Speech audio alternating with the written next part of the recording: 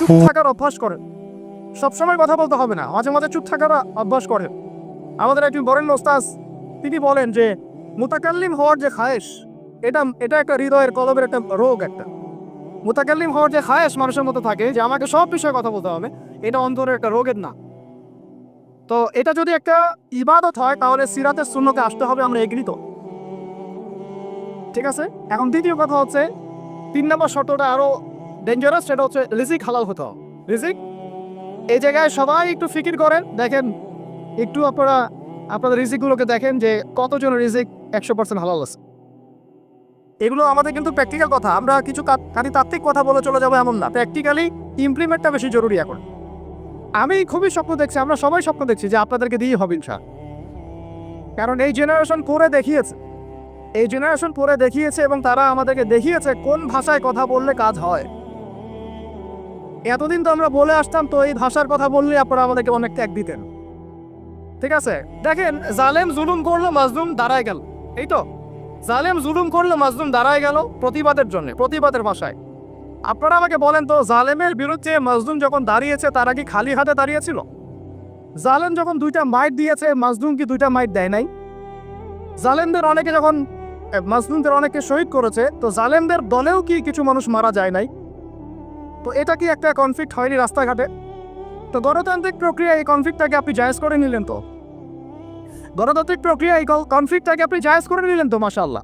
দেহাত শব্দ বলি, আপনি আমার দিকে তেড়ে আসো।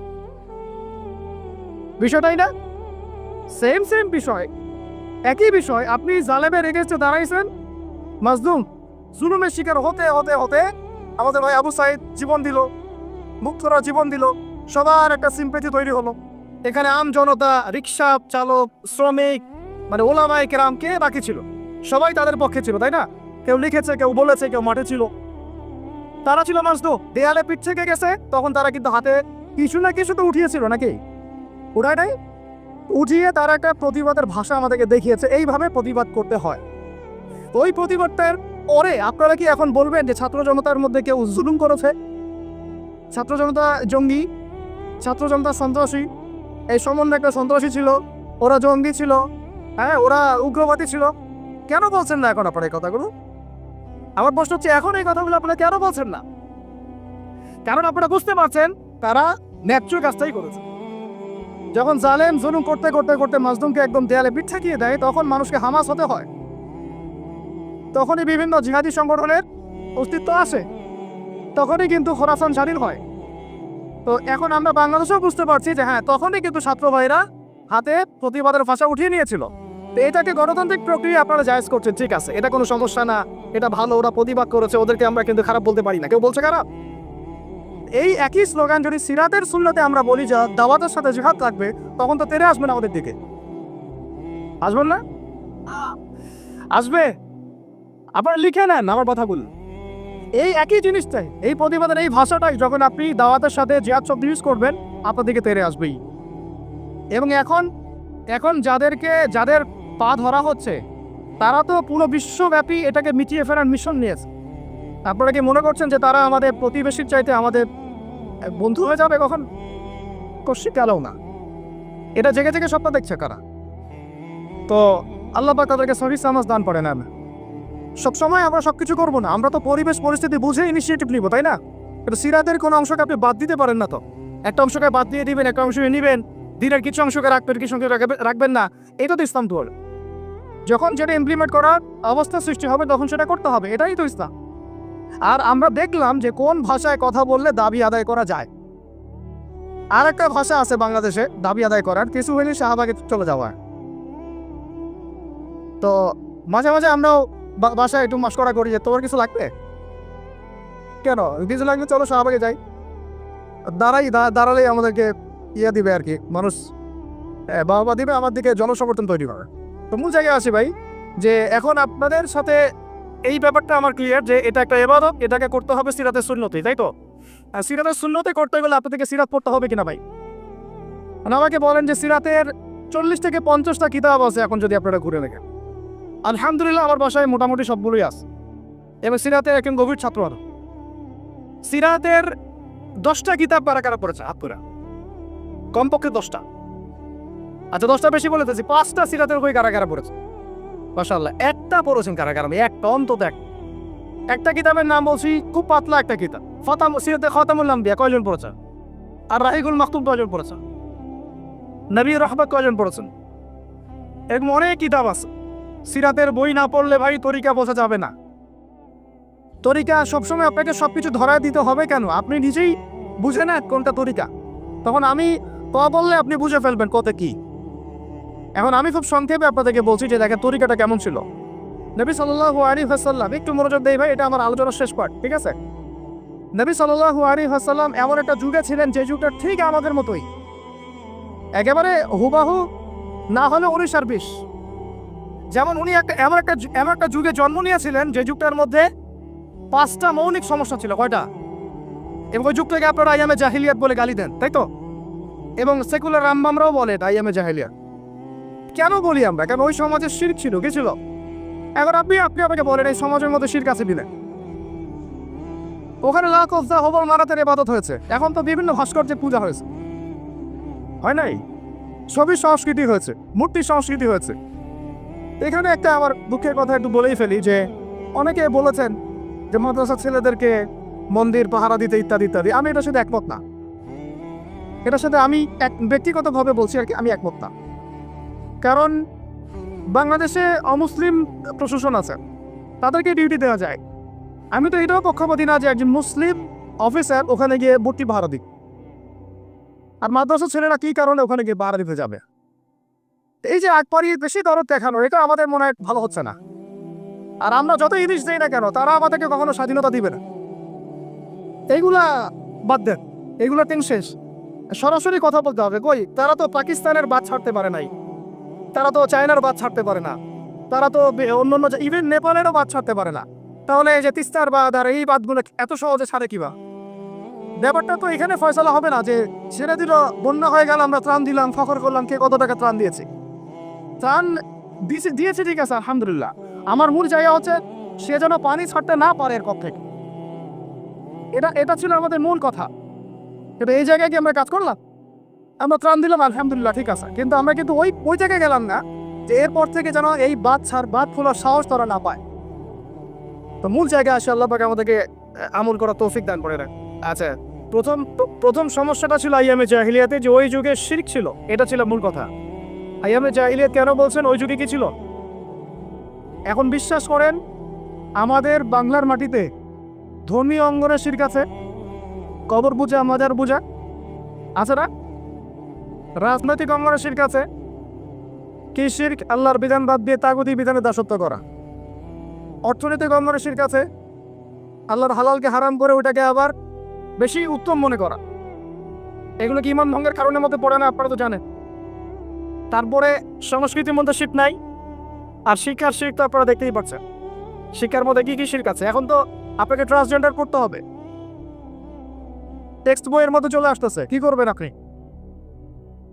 তো প্রত্যেকটা ডিপার্টমেন্ট, আমাদের ডিপার্টমেন্টে কয়টাই? ব্যক্তি জীবন, ধর্মীয় জীবন, পারিবারিক, অর্থনৈতিক, শিক্ষা, সংস্কৃতি, রাজনীতি, প্রত্যেকটা ডিপার্টমেন্টে শিরক আছে বাংলাদেশে। তাহলে আইয়ামে জাহিলিয়াতের ওই শিরক না হয় একটা ধর্মীয় প্রেক্ষাপটে ছিল, এটা তো পুরো একটা গ্লোবাল প্রেক্ষাপটে শিরক হয়ে যাচ্ছে। তাহলে আমরা কি এখন আইয়ামে জাহিলিয়াত থেকে এই সেন্সে মুক্ত হতে পেরেছি? দ্বিতীয় প্রবলেম ছিল রিবা। আইয়ামে জাহিলিয়াতের দ্বিতীয় প্রবলেম রিবা। এখন আপনি যে কোনো ব্যাংকের দিকে তাকান বা ব্যাংকিং সিস্টেমের দিকে তাকান, ইনক্লুডিং ওয়ার্ল্ড ব্যাংক, IMF, তারপরে আপনার ফেডারেল রিজার্ভ এবং আমাদের সেন্ট্রাল ব্যাংকগুলো, ইকোনমিক্স নিয়ে আমরা পড়েছি ভাই, না পড়ে কথা বলছি না। ইকোনমিক্স আমাদের ইউনিভার্সিটির সাবজেক্ট। একেবারে ভিতরে গোড়ায় সুদ আছে। সুদ আছে, কি আছে? সুদ আছে, গোড়ায় সুদ আছে। এমনভাবে সুদের অক্টোপাসে চেপে ধরেছে যে মানে আপনি যেটাই ডিল করতে চান একটা সুদের অংশ আপনাকে দিতে হবে। পশ্চিমাদের কাছে আপনি লোন নিতে চান, বিনা সুদে কোনো লোন তারা দিবে না। বরং আমরা দেখেছি খোরাসান স্বাধীন হওয়ার পরে তাদের যে রিজার্ভ ছিল ওটা তারা জব্দ করেছিল। এখন আপনারা তো অনেকে জানেন যে তারা এখন কারেন্সির দিক থেকে অনেক উন্নত হয়ে গেছে। কেউ কি কখনো জিজ্ঞাসা করেছে বা প্রশ্ন তুলেছে যে কি ফর্মুলা তারা ইমপ্লিমেন্ট করেছে? তারা কিন্তু ডাবল কারেন্সি চালা, তাদের দেশে ডাবল কারেন্সি চলে, জাকাত ভিত্তিক অর্থনীতি চলে, এবং সব দুর্নীতি তারা বন্ধ করেছে, এবং যত কালো টাকা এগুলোকে সাদা করে ফেলেছে। তো এই বিষয়গুলো কি ইসলামের মধ্যে নাই? কিন্তু এর ইমপ্লিমেন্ট বাংলাদেশে বিগত 70 বছর হয় নাই। যতবারই স্বাধীন হয়েছেন আপনারা, এই ইমপ্লিমেন্ট হয় নাই যে সুদবিহীন অর্থ ব্যবস্থা চালু করা, কেউ করতে পারে নাই। হ্যাঁ, কিছু মানুষ চেষ্টা করেছে, স্বীকার করি, তাদেরকে আমরা শ্রদ্ধা করি, সম্মান করি, তাদের প্রচেষ্টাকে আমরা সাধুবাদ জানাই, কিন্তু যতক্ষণ পর্যন্ত শেকড় পরিবর্তন হবে না, ডালপালা ছাঁটে লাভ নাই। আমাদের একটা সাইকোলজিক্যাল সমস্যা হচ্ছে আমরা সবসময় ডালপালা নিয়ে আলোচনা করি। আজকে কাদিয়ানি মুভমেন্ট, কালকে অমুক, কালকে তমুক, হ্যাঁ কালকে এই ট্রান্সজেন্ডার, তারপরে সমকামিতা ইত্যাদি একটা একটা ইস্যু নিয়ে আমরা আলোচনা শুরু করি, একদম অনলাইন কাঁপায় ফেলি। কিন্তু ডাল যদি ছেটেও ফেলেন, শেকড় যদি পচা থাকে, ওই শেকড় থেকে কি আপনি বিশুদ্ধ কোনো ফল পাবেন? তা আমরা যে দাওয়াটার কথা বলি সেটা হচ্ছে পুরো শেকড়টাকেই লা ইলাহা ইল্লাল্লাহ এইটা প্রতিষ্ঠা করা। সেটা আবার মুহাম্মদ রাসূলুল্লাহ তরিকা অনুযায়ী এই কালিমা পূর্ণ হবে তখন সিরাতে সুন্নতে সাল্লাল্লাহু আলাইহি ওয়াসাল্লাম। তো এটা একটা বড় সমস্যা ছিল, যেখান থেকে এখন পুরো বিশ্ব বের হতে পারে নাই। তাহলে আমরা এখনো জাহিলিয়াতের এই মরণ থাবার মধ্যেই কিন্তু আছি। 3 নম্বর ছিল মাদক। বলেন, আপনারাই বলেন, এই মাদক থেকে কি আমরা বের হতে পেরেছি কিনা? আমরা তো অনেকে দেখি ইফতার করেও সিগারেট টান দেয়। তো আরো বড়, এখন এই অঞ্চলগুলোতে আপনারা তো জানেন ভালো করে আমার চেয়ে, মাদকের কি সয়লা। হ্যাঁ, অনেক বড় বড় কোটিপতি শিল্পপতি হয়েছে ইয়াবার ব্যবসা করে, আবার জাকাতও দেয়, আবার এদিকে হজও করে, উমরাও করে। তো সুদ দেখেন, সুদ, ঘুষ, দুর্নীতি ছাড়া কোন সেক্টরটা টিকে ছিল? ঘুষ ছাড়া কোথায় চাকরি হয়েছে? সুদ ছাড়া কোন ব্যাংকিং সিস্টেম চলে? তাহলে সেই হারাম অর্থনীতি থেকে আমরা তো বের হইতে পারি না। আমি জাহিলিয়াতের মধ্যে আছি এবং মাদকের মানে একটা ভয়াল খাবার মধ্যে আছে। ইয়াং জেনারেশনের বেসিক সমস্যাই মাদক এখন, কারণ তারা একটা সময় পর্যন্ত অনইসলামিক লাইফ লিড করে, গার্লফ্রেন্ড অ্যাফেয়ার্স, এইটা ওইটা গান বাজনা করতে করতে হতাশ, শেষমেশ মাদক। ওখানে গিয়ে লক্ষ লক্ষ ছেলে বাংলাদেশে মাদকাসক্ত হয়ে আত্মহত্যা করেছে, হয়তো লক্ষ লক্ষ না হলেও পরিসংখ্যানটা কাছাকাছি হোক। তো এই সমস্যাটা থেকে আমরা কিন্তু বের হতে পারি নাই। আরেকটা ছিল জাহিলিয়াতের সমস্যা, নারী জাতির অবমাননা। এটা থেকে কি বের হতে পারছে জাতি? বলেন, নারী জাতির অবহেলা। আমাদের একটু আগে এক বোনের কথা আসলো, তাহলে আমাদের বোনরা কি এখনো সেফ? একটা প্রসঙ্গ শব্দ উঠে আসছে না, গুম। এখন আসলে ব্যাপারটা এমনই হয় যে আপনি তো তখন কোনো প্রতিবাদও করতে পারবেন না, একেবারে আতর্কিত হামলার মতো হুট করে 1 মিনিটের মধ্যে উঠে নিয়ে চলে গেল, কিছুই বলার নাই, কিছুই করার নাই। সাথেই হ্যান্ডকাফ, চোখ পেতে ফেলা এবং জোরে জোরে গান ছেড়ে দেয়, যাতে আপনার মাইন্ডটা ফ্রেশ থাকে। নাউযুবিল্লাহ, মানে আপনি যে রিল্যাক্স ফিল করেন, হয় না পা। তো এই যে একটা ভীতিকর অবস্থা, যখন তখন যাকে তাকে উঠে নিয়ে যাচ্ছে, এখান থেকে তো মেয়েরাও রেহাই পেল না। তখন তাহলে সত্যি কি আমরা আমাদের দিনী বোনদেরকে সিকিউর করতে পেরেছি? ইভেন আমরা তো ভাইদেরকেও সিকিউর করতে পারি নাই। যেমন উস্তাদ করা হবে বললেন, এরপর থেকে এরকম করতে আসলে হাত ভেঙে দেওয়া হোক, এরপর থেকে এরকম গোপন অভিযান চালাতে আসলে প্রতিবাদ করা হবে সব। কারণ যদি একজন মানুষ অপরাধ করেই থাকে, আপনি সরাসরি মামলা দায়ের করে তার বিরুদ্ধে ব্যবস্থা নেন। এভাবে হুটহাট করে রাতের অন্ধকারে উঠাই নিয়ে চলে যাবেন, কোথায় রাখবেন কেউ জানবে না, কি খাবে না খাবে তার ঠিক ঠিকানা নাই, লাশ ধোয়া চকির মধ্যে শুয়ে থাকবে। একটা কোরআন চাইলে কোরআনও দিবেন না পড়তে, একটা কোরআন যদি চাওয়া হয় কোরআনও দিবেন না পড়তে।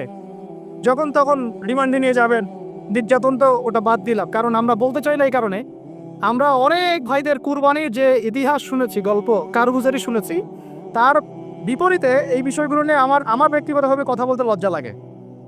তাদের এত বড় বড় কোরবানি আছে যে আমরা এগুলো নিয়ে কথা বলতে লজ্জা পাই। ঠিক আছে, তো এতটুকু শুধু ইঙ্গিত দিব যে এগুলোর পিছনে যতটা নাই রাম বাম আর দাস্তিক মোটা দেরা দায়ী, তার চেয়ে বেশি দায়ী ছিল এক শ্রেণীর দাড়ি টুপিওয়ালা মানুষ। এতটুকু বললাম, আর কিছু বলতে চাই না, কারণ আমরা চাই কিছু আচার পরকালের জন্য থাক। কথা হচ্ছে আমরা কিন্তু আমাদের ভাই বোনদেরকে সিকিউর করতে পারছি না। আমাদের ভাইরা এখনো ওই মাদক আর নারী জাতির অবমাননার মধ্যেই থেকে গেছে। আর এখন বেহায়াপনা, এই আপনার জেনা, ব্যভিচার, পর্নোগ্রাফি, মেয়েদেরকে অনেকে বলেন জীবন্ত তো এখন দাফন করা হয় না, আমি বলি মেয়েদেরকে এখনো গর্ভে মেরে ফেলা হয়। মেয়েদের প্রতি এখনো সমাজ সেইভাবে সাম্য প্রদর্শন করছে না। অনেক আমাদের মতো মানুষ অনেকে মেয়ে সন্তান হলে মুখটা কালো করে ফেলছে। এগুলো তো ইসলামের শিক্ষা না। তো মেয়েদেরকে অবমাননার জায়গা থেকে বের করতে হবে। তাদের যে শান্তি আর কামিয়াবি, এটা এই সকল পশ্চিমা সভ্যতার এই দর্শনগুলোর মধ্যে নাই। তাদের শান্তি কামিয়াবি আছে শুধুমাত্র কোরআন এবং হাদিসের মধ্যে। এই মেসেজটা আমাদের বোনদেরকে পৌঁছাতে হবে ইনশাআল্লাহ। এবং আমাদের বোনরা কিন্তু অনেক ইমানদার, অনেক শক্ত, যারা ইসলামের পথে ফিরে আসে না, আমরা কিছুটা দেখেছি দূর থেকে, তারা মাশাআল্লাহ অনেক শক্ত মুমিনা হয়, তার ধার কাছে হয়তো আমরা যেতে পারি না, জানেন।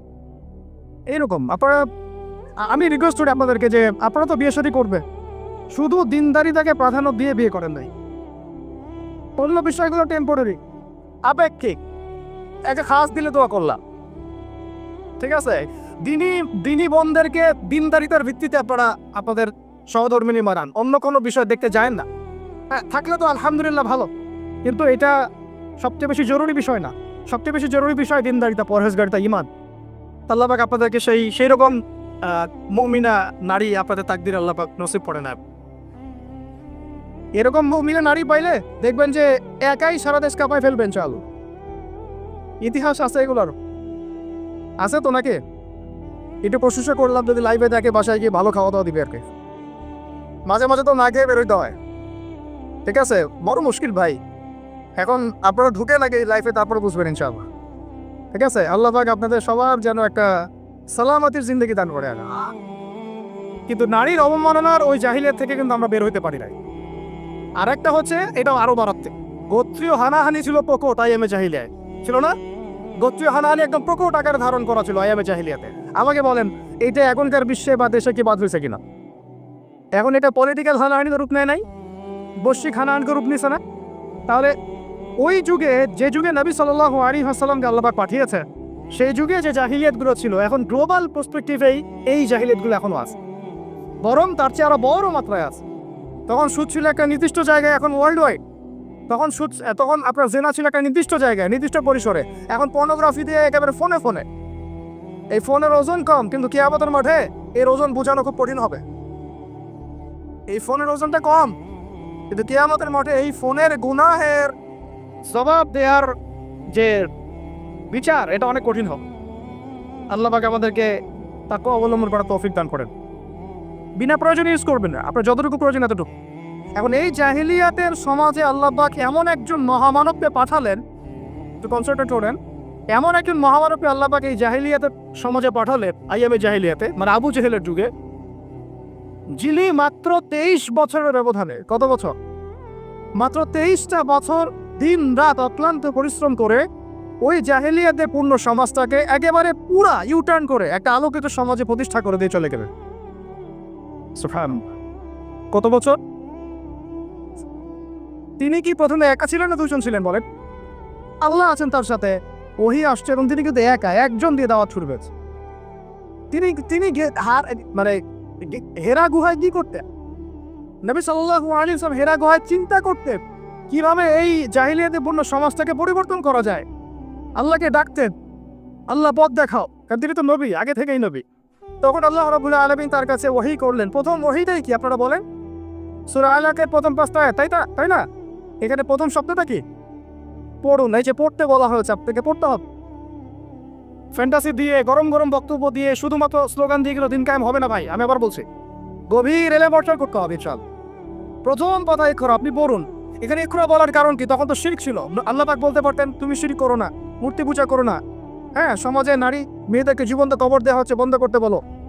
কোনো কথা আল্লাহ পাক আগে বলেনি, বলেছেন ইকরা বিসমি রাব্বিকাল্লাযী খালাক, পড়ুন আপনার সেই রবের নামে যিনি আপনাকে সৃষ্টি করেছেন। তার মানে যে জ্ঞান আপনাকে আল্লাহর দিকে নিয়ে যায় সেটাই জ্ঞান, আর যেটা আল্লাহ থেকে দূরে সরায় সেটা কি তাহলে জাহালাত, জাহিলিয়া। এখনকার শিক্ষা ব্যবস্থাকে আল্লাহর দিকে নিয়ে যাচ্ছে আমাদেরকে, তাহলে এটা কি হচ্ছে? তাহলে জ্ঞান না জাহিলিয়াত? সহজ কথা, সিরাতের আলোকে, খালাকাল ইনসানা মিন আলাক, যিনি মানুষকে আলাক দিয়ে সৃষ্টি করেছেন। ইকরা ওয়া রাব্বুকাল আকরাম আল্লাযী আল্লামা বিল কলম। দেখেন, আমাদেরকে আল্লাহ পাক জ্ঞান শিক্ষা দিয়েছেন কলম দিয়ে। ওয়া আল্লামা আদম আসমা কুল্লাহা, আল্লাহ পাক আদম আলাইহিস সালামকে সমস্ত নাম শিক্ষা দিয়েছেন। আমরা সৃষ্টিগতভাবে জ্ঞানী ছিলাম না, আল্লাহ আমাদেরকে জ্ঞান দান করেছেন, সুবহানাল্লাহ। এবং সেই জ্ঞানের বদৌলতেই আমাদের পিতাকে আল্লাহ পাক সিজদা করিয়েছেন আপনার ফেরেশতাদেরকে দিয়ে, সুবহানাল্লাহ। আমরা তার সন্তান। আমাদের আব্বাজানকে, মানে আদম আলাইহিস সালামকে আল্লাহ পাক বলেছেন খলিফা। আল্লাহ পাক বলেন নাই যে আমি পৃথিবীতে ইন্নী জাইলুন ফিল আরদি খলিফা, এটা আল্লাহ পাক বলেছেন। আল্লাহ পাক এটা বলেন নাই আমি পৃথিবীতে মানুষ পাঠাতে চাই, পৃথিবীতে আমি নতুন কোনো প্রাণী বা মাখলুক পাঠাতে চাই, এমনটা আল্লাহ পাক বলেন না। আল্লাহ বলছেন আমাদের পিতাকে খলিফা, খলিফা মানে যিনি জমিনে আল্লাহর বিধান প্রতিষ্ঠা করেন। ঠিক যেমন দাউদ আলাইহিস সালামকে আল্লাহ পাক বলেছেন, ইয়া দাউদ ইন্না জাআলনাকা খলিফাতান ফিল আরদ ফাহকুম বাইনান নাস বিল হক ওয়া লা তাত্তাবি'ল হাওয়া ইউদিল্লাকা আন সাবিলিল্লাহ। হে দাউদ, আমি তোমাকে পৃথিবীতে আমার খলিফা করেছি, তোমার কাজ পৃথিবীতে ইনসাফ প্রতিষ্ঠা করা, হক প্রতিষ্ঠা করা। হকের মানদণ্ড কি? আল্লাহ পাকের ওহী। আল্লাহর ওহী দিয়ে তুমি মানুষের মাঝে বিচার ফয়সালা করবা, এটাই হলো হক প্রতিষ্ঠা করা। যদি না করো, প্রবৃত্তির ধারণা অনুসরণ করো, মানে মানব ঘোষিত বিধান অনুসরণ করো, তাহলে ইউদিল্লাকা আন সাবিলিল্লাহ, আল্লাহর রাস্তা থেকে এটা তোমাকে সরাই নিয়ে যাও। বলেন, আমরা এখন খলিফা শব্দটাই ভুলে গেছি, আর খলিফা থেকে যে খিলাফা আসছে এই শব্দ বলতেও ভয় পাচ্ছি। বাংলাদেশের ইয়াং জেনারেশন এখন যারা মানে ইসলাম প্র্যাকটিস করছে, তাদের অনেকেও নামাজ, রোজা, হজ, জাকাত এই শব্দগুলোকে যেভাবে রিসিভ করেন, শরিয়া, ইমারা, খিলাফা রিসিভ করতে পারেন না। কারণ এই ব্যর্থতার দায় আমাকে নিজের উপর নিতে হবে। কারণ আমি হয়তো বিগত 5 বছরে তাকে এই শব্দগুলো শোনাতে পারি নাই। বিগত 5 বছরে সব লেকচারগুলো ঘটেন আপনারা, সব ওয়াজ মাহফিলের দেখেন কয়টা লেকচারে, কয়টা ওয়াজে এই কথাগুলো, সামগ্রিক দাওয়ার কথাগুলো আছে। তার মানুষ জানবে কি? তো নবী সাল্লাল্লাহু আলাইহি ওয়াসাল্লামের কাছে প্রথম ওহী আসছে পড়াশোনা কেন্দ্রিক। হয় আমাদেরকে পড়াশোনা করতে হবে, আর এই পড়াশোনার জন্যই মেলা, বই, যে আয়োজনগুলো হচ্ছে এগুলো কিন্তু আমাদের পড়াশোনার জন্যই। আসলাম, বই কিনলাম, চলে গেলাম, এটা না। আপনাকে একটা সিলেবাস মেনটেন করে পড়তে হবে, একটা সিলেবাস মেনটেন করে পড়াশোনা করতে হবে। তাহলে একা একা না, ওস্তাদের সহবতে। এটা অনেক ইম্পর্টেন্ট পয়েন্ট। মাথার উপরে মুরব্বী রাখা, বড় বড় ওলামায়ে কেরাম রাখা, নিজেকে মুরব্বী না ভাবা। বহু তুল্লাব এবং বহু আলেম পর্যন্ত নিজেকে শুধু মুরব্বী ভাবার কারণে আর তাদের মাথার উপর থেকে মুরব্বীকে সরিয়ে দেওয়ার কারণে মুহূর্তের মধ্যেই পথভ্রষ্ট হয়ে গেছে। ইভেন তাগুতের দালালিও করে দিচ্ছে। এমন অনেক ঘটনা আছে, নজির আছে, আপনারা দেখতে পারবেন। তো আমাদেরকেও এরকম উস্তাজ, ওলামায়ে কেরাম, বরেণ্য মুরব্বীদের সোহবত এটা জরুরি। সোহবত না আসলে তাজকিয়া আসবে না, আর তাজকিয়া না আসলে আপনার আমার দ্বারা কোনো দাওয়াতও সম্ভব না, ওই জিহাদও সম্ভব। বিশ্ব দূষিত কলব দিয়ে আল্লাহর দিন কেন সম্ভব? আমার কলবটা মুনাওয়ার হতে হবে, নূর লাগবে। নূর অর্জন করতে হলে আমার পড়াশোনা, আমলের পাশাপাশি এরকম মুহাক্কিক আলেমদের সোহবতও লাগবে। এমনি এই জায়গায় আপনি নিজেকে সাম্প্রদায়িক করে ফেলবেন না যে আমি শুধু একজনকে আমি মানে আমার মাথার উপর রাখছি, বাকি আর কাউকে আমি চিনি না। এরকম চিন্তা মনে হয় করা ঠিক হবে না। বরং বরেন ওলামায়ে কেরামদের সবার কাছ থেকে আপনি নূর হাসিল করবেন। ঠিক আছে? অনেক সময় দেখা যায় আমাদের বড়দের মধ্যে কোনো বিষয়ে মতপার্থক্য হতে পারে। এই জায়গায় আপনার আমার কাজ কি? এই জায়গায় আমরা আমার কাজ তালেবে ইলম হিসেবে একদম চুপ থাকেন। কি থাকা? একদম চুপ থাকবে না, কথা বলবেন না। ওইটা তারা বুঝবে। এই জায়গায় ফেসবুকটা যে ক্ষতি করেছে বাংলাদেশে, অন্য কোনো প্ল্যাটফর্ম সেটা করে না। এটা কিন্তু একটা ক্ষতিকর দিক। এটা ভালো দিকও যেমন আছে, এটা ক্ষতিকর দিকে। কথা সব জায়গায় ভালো যাবে না, আমাদের সবাইকে কথা বলা যাবে। তো মাথার উপর মুরব্বী রাখা, ওলামায়ে কেরামের সহবতে থাকা এবং ইলম অনুযায়ী আমল তো আল্লাহ পাক আমাদেরকে বোঝার তৌফিক দান করে। এবার নবী সাল্লাল্লাহু আলাইহি ওয়াসাল্লামের কাছে যখন এই ওহীটা আসলো, আপনারা তো জানেন তিনি বাসায় গিয়েছেন, নিজের জীবনের আশঙ্কা করেছেন। ওয়ারাকা বিন নাফিল কি বলেছিলেন? ওয়ারাকা বিন নাফিল বলেছিলেন যে তোমার কাছে যিনি এসেছেন সে হচ্ছে নামুস, মানে জিবরাইল আলাইহিস সালাম। এইবার তোমাকে বের করে দিবে। আমার পয়েন্টটা ধরেন এই জায়গায়। ওয়ারাকা বিন নাফিলের কাছে আল্লাহর নবীকে নিয়ে যাওয়া হলে সাল্লাল্লাহু আলাইহি ওয়াসাল্লাম তিনি মন্তব্য করেছিলেন যে তোমার কাছে যে এসেছে সে হচ্ছে নামুস, জিবরাইল আলাইহিস সালাম। তোমার কাছে এমন একটা ওহী আসছে, এইবার তোমাকে তোমার কওম বের করে দিবে। নবীজি অবাক হয়ে জিজ্ঞাসা করেছিলেন যে আমাকে তারা বের করে দিবে? আমাকে তারা সাদিকুল আমিন বলে থাকে, তাই না? তখন তিনি বলেছেন এর আগে যার কাছেই নামুস এসেছে, মানে এই ওহী, আল্লাহর ওহী এসেছে, তাকেই তার কওম বের করে দিয়েছে। তার মানে কি? তার মানে আপনি যখন ওহী ভিত্তিক হকের কথা বলবেন এবং সিরাতে সুন্নতে নিজেও চলবেন এবং সেটা কায়েম করতে চাইবেন, আপনাকেও সমাজ থেকে বের করে দেওয়া হতে পারে। বের করে দেওয়া হতে পারে, আরো বড় কিছু হতে পারে। এখন তাকদিরে যা আছে তা হবে, এটা আল্লাহ পাকের হাতে। কিন্তু আমরা কি সুন্নত থেকে সরে যাব? এবার নবী সাল্লাল্লাহু আলাইহি ওয়াসাল্লাম যখন শুয়ে আছে, এই যে জাম্মিলুনি এইখান থেকে বলতেছে, তখন কিন্তু আল্লাহ রাব্বুল আলামিন কয়েকদিন পরে আরেকটা ওহী করেছেন। এই ওহীটা আমরা অনেকে আলোচনা করতে চাই বা করি না, এটা একটু আমি আলোচনা করব আজকে। ধৈর্য ধরতে পারছেন কি? আচ্ছা ঠিক আছে, আপনাদের ধৈর্যচ্যুতি হয় কিনা আমি ভয় পাচ্ছি। তো দ্বিতীয় ওহীটা অনেকেই জানি না। দ্বিতীয় ওহী কি এটা অনেকেই জানি না এবং এটার ব্যাখ্যা অনেক সময় করা হয় না। প্রথম ওহীটা নিয়ে কথা হয় যে পড়াশোনা করতে বলা হয়েছে। দ্বিতীয় ওহীটা হচ্ছে সূরা মুদ্দাসসিরের প্রথম 5-6টা আয়াত। তিনি যখন শুয়ে আছে, দ্বিতীয় ওহী আসছে, ইয়া আইয়ুহাল মুদ্দাসসির, হে কম্বল আবৃত রাসূল, উঠুন, কুম ফায়াংজির, কুম উঠেন, আপনি উঠে দাঁড়া, ফায়াংজির মানুষকে সতর্ক করে, রব্বুকা ফাকাব্বির, আপনার রবের তাকবীর পাঠ করেন, আমরা যে বলি তাকবীর আল্লাহু আকবার, ঠিক আছে, রব্বুকা ফাকাব্বির ওয়া সিয়াবাকা ফাতাহহির ওয়া রুজসা ফাহজুর। দেখেন এই বেসিক আয়াতের উপর আমাদের আমল নাই, আমি দেখাচ্ছি আপনাদেরকে। এখানে ওহী প্রাপ্ত হওয়ার পরে নবী সাল্লাল্লাহু আলাইহি ওয়াসাল্লামকে বলা হয়েছে আপনি উঠে দাঁড়ান। উঠে দাঁড়ান মানে শুধু বিছানা থেকে মাটিতে দাঁড়ান অর্থ নয়। উঠে দাঁড়ান মানে হক নিয়ে আপনি সমাজের মধ্যে দাঁড়িয়ে পড়েন এবং সমাজের মানুষের সতর্ক করা শুরু করেন। তবে হক প্রাপ্ত হলে হক চিনতে শিখলে আমাদের কাজ কি? দাঁড়িয়ে যাওয়া, মানুষের সতর্ক করা, দাওয়াতের কাজ করতে থাকা এবং রবের তাকবীর পাঠ করুন। পোশাক পবিত্র রাখুন, শুধু বাহ্যিক পোশাক না, কলবের পোশাকটাও। এই কলবের পোশাকের পবিত্রতা কয়জন আছে বুকে হাত দিয়ে কে বলতে পারে? কার কলবে জিনার অপবিত্রতা নাই? কার কলবে এই হিংসার অপবিত্রতা নাই? গীবতের অপবিত্রতা নাই? তহমতের অপবিত্রতা নাই? মানুষের সম্মান হানির অপবিত্রতা নাই? ইভেন আমরা যারা অনেক সময় দিনে রিপ্রেজেন্টেটিভ হয়ে আছি তাদেরও কলব দূষিত হয়ে আছে অনেক সময়। থাকা স্বাভাবিক, কারণ আমরা তো ওই বরেণ্য ওলামায়ে কেরামদের সোহবতে কম যাচ্ছি। নিজেকে মুফতি মনে করছি, আমি নিজেকে আমির মনে করা শুরু করছি, তখন তো সমস্যা। তো আরেকটা কথা এখানে আছে যে ওয়ার রুজসা ফাহজুর, যত অনর্থক কথা আর কাজ আছে এটাকে আপনি এড়িয়ে চল। বলেন তো এটা আমরা আমল করতে পারছি? অনর্থক কথার কাজ আমরা এড়িয়ে চলতে পারি? আমরা সবাই অলমোস্ট এভরিবডি আমাদের জীবনের বেশিরভাগ সময় নষ্ট করতেছে অনর্থক কথার কাজ। ওই সময়টুকু পড়লেও কাজ হতো, তেলাওয়াত করলে কাজ হতো, ওস্তাদদের বয়ান শুনলে কাজ হতো ইত্যাদি। এখন এই ওহীগুলো আসার পরে আমাদের নবী সাল্লাল্লাহু আলাইহি ওয়াসাল্লাম আর বসে থাকলেন না দাঁড়িয়ে গেলেন? এই যে তিনি দাঁড়িয়ে গেলেন একদম 23 বছর, অনবরত দিন রাত। এটাকে আপনি দুই ভাগে ভাগ করে ফেলতে পারেন, একটা মাক্কি যুগ, একটা মাদানী। মাক্কি যুগ কত বছর ছিল? 13 বছর। মাদানী অ্যাপ্রক্সিমেটলি 10 বছর। এই মাক্কি যুগটাকে আপনি আবার 2-3টা ভাগে ভাগ করতে পারেন। একটা ভাগ হচ্ছে প্রথম 3 বছর নবী সাল্লাল্লাহু আলাইহি ওয়াসাল্লাম গোপনে গোপনে দাওয়াত দিয়েছে। কত বছর? আমাদের সমাজে কিন্তু ওই প্রেক্ষাপটটা এখন আর নাই, কারণ দাওয়াতটা প্রচার হয়ে গেছে মাশা। প্রথম 3 বছর তিনি কিন্তু ইন্ডিভিজুয়ালি দাওয়াত দিয়েছেন। আবু বকর সিদ্দিক দাওয়াত কবুল করেছেন, খাদিজা রাদিয়াল্লাহু আনহা, আলী ইবনে আবি তালেব, যায়েদ ইবনে হারেসা, আব্দুল্লাহ বিন মাসউদ, তারপর বেলাল ইবনে রাবাহ, তারপরে বলে উসমান বিন আফফান, আল্লাহ রাদিয়াল্লাহু আনহু, জুবাইর বিন আওয়াম। এই যে বরেণ্য সাহাবায়ে কেরাম যারা বদর, উহুদ, খন্দক কাঁপিয়ে দিয়েছেন পরে, তারা ইসলাম কবুল করেছেন কখন? এই প্রথম 3-4 বছর। তাহলে আমাদেরকে কিন্তু মানুষ তৈরি করতে হবে। সিরাতের শিক্ষা কি? মানুষ তৈরি করতে হবে। এবং এই দাওয়াতটা কি মুসলিম সমাজে হচ্ছিল না অমুসলিম সমাজে হচ্ছিল? বলেন। তাহলে আমরা কিন্তু ইসলামের কথা বলছি এখন। অমুসলিম সমাজে আমরা দাওয়াত দিচ্ছি কতটুকু, এটা ভাবতে হবে না? অমুসলিম থেকে কি আমরা ঠিকমতো দাওয়াত দিচ্ছি? এই যে আপনাদের পার্বত্য অঞ্চলে পুরো জায়গাটা কিন্তু অমুসলিম অধ্যুষিত। ওদেরকে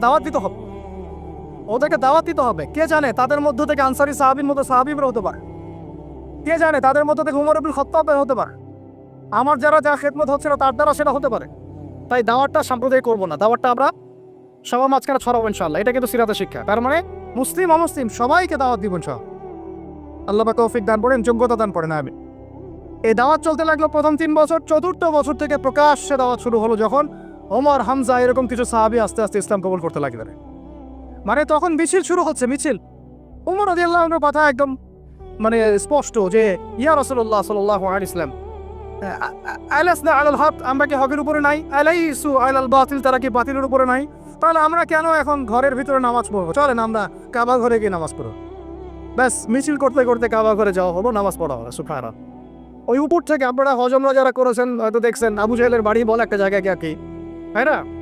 ওই টয়লেট বানানোটা আসলে কতটুকু সহি আমি জানি না।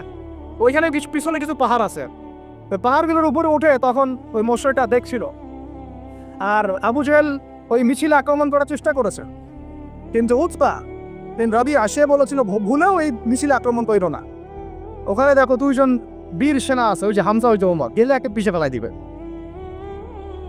তো এখন আমরা চাই আমাদের ভাইদের মধ্যে হামজা আর ওমর উঠে আসুক, তখন আরো প্রকাশ্যে কথা হবে ইচ্ছা।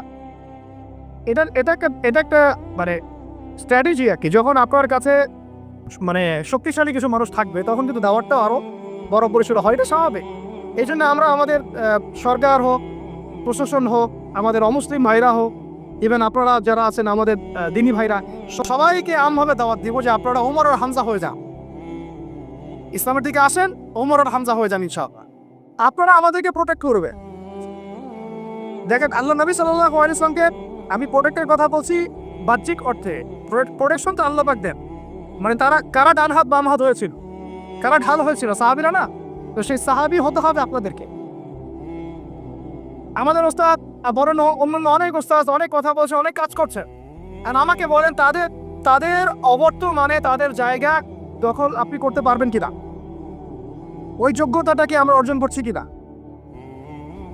এটা আমাদেরকে ভাবতে হবে। আমাদেরকে অনেক ক্রিয়েটিভ চিন্তা করতে হবে যে আমাদের ওস্তাদরা যে কাজগুলো করছে তাদের অবর্তমানে আমরা সেই লেগেসি বজায় রাখতে পারবো কি পারবো না, আদৌ সেই জেনারেশন তৈরি হচ্ছে কিনা, গ্যাপ হয়ে যাচ্ছে কিনা আবার কোনা। এবং তারা যেভাবে দিনের জন্য কাজ করছেন, তাদের জান মাল ইজ্জত পরিবার এগুলো দেখভাল করার দায়িত্ব আমাদের আছে কি নাই বলেন? এটাই ভাই, আমি নিজের কথা বলি যে আমাদের কাছে একসময় বাজার করার টাকাও ছিল না, এমন একটা সময় গিয়েছে, এবং কাউকে আমরা বলতেও পারছিলাম না যে আমাদের টাকার দরকার। কিছু ভাই কিছু অর্থ সহায়তা করেছিলেন ওই বিপদগ্রস্ত মুহূর্তগুলোতে, তো সেটা আবার মাঝখান থেকে থার্ড পার্টি মেরে খেয়ে ফেলছে। এখন আমি একটা কথা বলি, আমরা তো আমাদের কাজ করব, আমরা শরিয়ার প্রতিষ্ঠার চেষ্টা করব, ঠিক আছে, ওলামা ইকরামরা করবেন, আপনাদের ঊর্ধ্বতন নেতা যারা তারা করবেন, কিন্তু তাদের জান, তাদের মাল, তাদের পরিবার, তাদের আহাল, তাদের ভরণ পোষণ, এই বিষয়গুলোর দেখার দায়িত্ব কি আমাদের নাই আদৌ? আমরা কি হামজা ওমর আবু বকর হতে পারছি কিনা, এটা আমাদেরকে মাথা রাখতে হবে। এটা আমরা যেন হই, আল্লাহ পাক তৌফিক দান করেন। এবার এই সাহাবীদেরকে নিয়ে নবী সাল্লাল্লাহু আলাইহি ওয়াসাল্লাম দাওয়াত আরো বেগবান করলেন। এবার দাওয়াত যত বেগবান হলো, আবু জাহেল আবু লাহাবদের নির্যাতন তত বাড়তে লাগলো। ঠিক তো কথা? অনেক সাহাবী চোখের সামনে শহীদ হলেন, নবী সাল্লাল্লাহু আলাইহি ওয়াসাল্লাম তখন কিছু বললেন না, মানে অস্ত্র হাতে নিলেন, কিছু বললেন না, অর্থ বোঝাচ্ছি যে তিনি অস্ত্র হাতে নিলেন না, মক্কার কথা বলছেন। তিনি বললেন সবর করতে। অনেক সাহাবী বললেন যে ইয়া রাসূলুল্লাহ, সবর করতে করতে আমরা তো মানে অতিষ্ঠ হয়ে যাচ্ছি, আপনি আল্লাহর কাছে বদদুয়া করেন আল্লাহ যে তাদেরকে ধ্বংস করে দেন। নবীজি বললেন না, এক সময় আসবে যে পুরা এই হীরা নগরী, পারস্য, রোমক এগুলো সব আমরা জয় করবে, ওলা কিনরকম দাস্তে আহিরুর, কিন্তু তোমরা কিন্তু তাড়াহুড়া করছো। সবর করলেন। আবু জাহেল সুমাইয়া রাদিয়াল্লাহু আনহাকে কি বর্ষা নিক্ষেপ করে হত্যা করে নাই? ইয়াসির রাদিয়াল্লাহু আনহুকে হত্যা করে নাই? এরকম অনেক, বেলাল রাদিয়াল্লাহু আনহুকে একদম উত্তপ্ত বালুতে পিটানো হয় নাই? অনেক ঘটনা ঘটেছে। তখন কিন্তু আমরা ওই অ্যাপ্রোচ দিতে পারি নাই, বা ওই আদেশটা আমাদের আল্লাহর পক্ষ থেকে আসে নাই যে আমরা ওদের সাথে ওই ভাষায় কথা বলবো যে ভাষা ওরা কথা বলছে। তখন ভাষাটা ছিল ধৈর্যের। এমনকি নবী সাল্লাল্লাহু আলাইহি ওয়াসাল্লাম বললেন, তোমরা এখন আবিসিনিয়াতে চলে যাও। আবিসিনিয়াতে একজন কি আছে? একজন খ্রিস্টান শাসক আছে, যার রাজ্যে কেউ জুলুমের শিকার হয় না। সুবহানাল্লাহ। দেখেন, একজন খ্রিস্টান শাসক সম্পর্কে নবী সাল্লাল্লাহু আলাইহি ওয়াসাল্লাম মন্তব্য করলেন, তার রাজ্যে কেউ জুলুমের শিকার হয় না। এখন পুরো মুসলিম বিশ্বের মুসলিম শাসকদেরকে খুঁজে পাওয়া দুষ্কর যাদের রাজ্যে কেউ জুলুমের শিকার হয় না। ওখানে মুসলিমরা গিয়ে থাকতে লাগলেন দীর্ঘ সময়। তারপরে দেখেন আমাদের নবী সাল্লাল্লাহু আলাইহি ওয়াসাল্লাম দাওয়াতের কাজ বেগবান করলেন। এবার 3 বছর বয়কটের জীবনযাপন। সিরাত পড়েছেন না আপনারা? 3 বছর বয়কট মানে কি? ওই এক প্রকার কারাগার, এটা একটা উন্মুক্ত কারাগার ছিল। শিয়ারে আবু তালেব বলি, শিয়ারে আবু তালেব, মানে ওখানে না আছে খাবার, না পানি, গাছের ছাল পাতা খেয়ে সাহাবীরা 3 বছর থেকেছে। সুবহানাল্লাহ, চিন্তা করা যায়? 3টা বছর। তখন দেখেন কিছু অমুসলিম মানুষ আমাদেরকে হেল্প করেছেন, যেমন আবু তালেব, তিনি কিন্তু তখন মুসলিম হন নাই, কিন্তু হেল্প করেছেন আমাদের। এত হেল্প করেছেন যেটা হয়তো আপনি কেউ করতে পারি না ইসলামকে। চাচা আবু তালেব মুসলিম না হয়ে ইসলামকে যে পরিমাণ হেল্প করেছেন, সহযোগিতা করেছেন, নিরাপত্তার চেষ্টা করেছেন, ওটা কিন্তু আমরাও করতে পারি নাই শেষ পর্যন্ত। তারপরেও তিনি জান্নাতে যেতে পারছেন না। সুবহানাল্লাহ। কেন বলেন? শুধুমাত্র শেষ পর্যন্ত কালিমা না পড়া। কেন? তাহলে আমরা কি একটু কৃতজ্ঞ হব না যে আল্লাহ পাক আমাদেরকে মুসলিম পরিবারে আমাদেরকে জিজ্ঞাসা না করেই জন্ম দিয়েছেন? একটু ভাবতে হবে এগুলো ভাই। আত্মসমালোচনা খুব জরুরি জিনিস। যখন এগুলো আপনার ভিতরে চলে আসবে, কাজের কথা আপনাকে বলতে হবে না, আপনি নিজেই করবেন ইনশাআল্লাহ। তো দেখুন, চাচা আবু তালেবের মতো অনেক মানুষ আমাদের দরকার, এটা কিন্তু ইঙ্গিত এসেছে লেকচারের মধ্যে, এর আগে ওস্তাদ বলেছেন। তো আমাদেরকে এ ধরনের মানুষদেরকেও দাওয়াত দিতে হবে। কে জানে যে ভিতরে অনেক আবু তালেব অলরেডি আছে, আমাদেরকে হেল্প করতে চায়, থাকতে পারে না? দাওয়াত বেগবান করতে হবে, সর্বমহলে দাওয়াত। আল্লাহ পাক বোঝার তৌফিক দান করেন। তো তো তারপরে আবু তালেব তিনি ইন্তেকাল করলেন। তার স্ত্রী, প্রিয়তমা স্ত্রী খাদিজা রাদিয়াল্লাহু আনহা, যিনি একদম তার সমস্ত জানমাল উৎসর্গ করেছেন ইসলামের জন্য, তিনিও চলে গেলেন। আমাদের নবীজি একা হয়ে পড়লেন তখন। এইটাকে এই বছরটাকে কি বলে সিনেদের ভাষায়? আমুল হুজন। কি বলে? আমুল হুজন, কষ্টের বছর। এই কষ্টের বছরের পরে আল্লাহ পাক তাকে মেরাজ ঘটিয়েছে। সুবহান। কারণ এই যে যখন আপনি আল্লাহর হয়ে যাবেন না, আপনার যদি কোনো কারণে মন খারাপও হয়, আল্লাহ আপনার মন ভালো করে দিবেন। দেখবেন যে কোনো একটা ব্যবহারে বা কিছুতে আপনার মন খারাপ হয়েছে, আল্লাহ আপনাকে এমন একটা সম্মান মর্যাদা দিয়ে দিবেন যে আপনার মন ভালো হয়ে গেছে। আল্লাহ আপনার হয়ে যাবেন ইনশাআল্লাহ। মানে ঘুমের মধ্যেও আল্লাহ আপনাকে হেল্প করবেন ইনশাআল্লাহ। আমরা সবাই আল্লাহর হয়ে যাওয়ার চেষ্টা করি। আমিন আমিন। এরপরে যেটা হলো, নবী সাল্লাল্লাহু আলাইহি ওয়াসাল্লাম তায়েফে গেলেন। কোথায়? এই তায়েফের ঘটনা আমি নিজে গিয়েছি ভাই।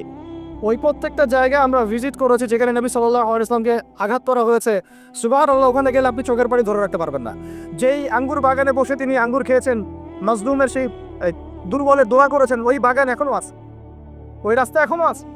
ওখানে তিনজন বড় বড় গোত্র নেতা ছিল, আব্দে ইয়ালাইল, আব্দে মাসউদ আর হাবিব বিন আমর, তিনজন বড় বড় ভাই ছিল। তারা তো ইসলাম কবুল করেই নাই, বরং নবী সাল্লাল্লাহু আলাইহি ওয়াসাল্লামকে ছোকরাদেরকে লেলিয়ে দিয়ে রক্তাক্ত করে তার রক্ত দিয়ে তার জুতা আটকে গিয়েছিল। সুবহানাল্লাহি ওয়া বিহামদিহি। কি এমন ভাবে তারা রক্তাক্ত করেছিল যে পুরা মাথা ফেটে রক্ত বের হয়ে জুতাটা আটকে গেছে রক্ত দিয়ে। ভাবা যায়? তাইফে যদি কখনো যান আপনারা নিজেরা বুঝতে পারবেন। এটা পুরো পাহাড়ি এলাকা এবং আমাদের এই পাহাড়গুলোর মতো না। এই পাহাড়ের নিচ থেকে উপরটা হচ্ছে 40 কিলোমিটার। এই জায়গাটা নবীজি গিয়েছেন জুন জুলাই মাসে, প্রচন্ড গরমের মধ্যে, পায়ে হেঁটে। শুধু আমি তো গাড়িতে আসছি, উনি পায়ে হেঁটে গিয়েছেন একজনকে সাথে নিয়ে, যায়েদ ইবনে হারেসা রাদিয়াল্লাহু আনহু। কি উদ্দেশ্যে? শুধু আল্লাহর সন্তুষ্টির জন্য, তাদেরকে দাওয়াত দেওয়ার জন্য। তারা দাওয়াত তো কবুল করেই নাই, রক্তাক্ত করে পাঠিয়ে দিয়েছে। তাহলে আমরা দাওয়াতের খুব ইনস্ট্যান্ট ফলাফল কেন চাই ভাই? আমরা কেন এত তড়িৎগতিত ফলাফল আশা করি? সবর করতে হয়, এখানে অনেক সংগ্রাম আছে, ত্যাগের ব্যাপার আছে, তারপরে ফলাফল আসবে। কথা ঠিক না ভুল? এটা আপনাকে সিরাত থেকে বোঝাচ্ছি আমি। এই সময় কিন্তু কোনো সাহাবী চিন্তা করেন নাই যে এই 2 বছর পরে আমরা আবার মদিনায় পাব। এবার নবী সাল্লাল্লাহু আলাইহি ওয়াসাল্লাম মক্কায় ফিরে আসছেন। নাখলা উপত্যকায় তিনি দাঁড়িয়ে কোরআন তেলাওয়াত করছেন। আর এই কোরআন তেলাওয়াত শুনলে একদল মানুষ ইসলাম কবুল করলো না, জিনরা শুনে ইসলাম কবুল করে ফেললো। সুবহানাল্লাহ। দেখেন আল্লাহ রাব্বুল আলামিনের কি শুনে নকশাটা কেমন। আল্লাহু আকবার। এই জিনরা আবার তাদের সম্প্রদায়ে গিয়ে ইসলাম প্রচার করলো। সূরা জিন পড়েন, সূরা হাক্কাফ পড়েন, সব আছে গা। তারপরে নবী সাল্লাল্লাহু আলাইহি ওয়াসাল্লাম মক্কায় ঢুকলেন। ঢোকাটাও টাফ ছিল, তারপরেও ঢুকেছেন তিনি বনু আদি গোত্রের সহযোগিতায়।